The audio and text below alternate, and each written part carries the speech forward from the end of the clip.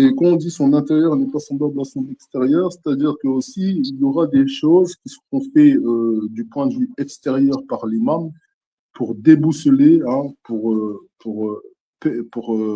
faire croire aux gens qui le regardent ou aux entités d'angéliques qui l'observent dans l'invisible que ce n'est pas lui. Donc forcément, hein, c'est pour ça qu'on parle là maintenant justement de son péché. Quand on dit son péché est semblable à l'odeur de l'ail dans la mosquée du peuple, Allah il veut nous expliquer que le péché du Mahdi, il est fait pour le protéger. Quand le Mahdi fait un péché, c'est un décret d'Allah. Je l'ai déjà dit à 1000 reprises. Hein.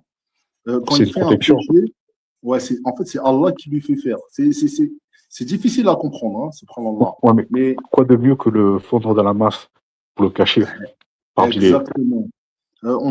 Il y a un autre texte aussi qui dit que Allah le cachera derrière sa faiblesse. Mais sa faiblesse, justement, c'est le fait que des fois, il puisse commettre des péchés. Mais Allah, il dit son péché est semblable à l'odeur de l'ail dans la mosquée du peuple, car en vérité, son péché, Allah il nous fait comprendre que il ne le perçoit pas, Allah. Allah, il ne voit pas le péché du Mahdi. C'est-à-dire qu'il y a des gens, ils vont voir le Mahdi faire des péchés, et ils vont commencer à le critiquer ou à le juger, d'accord?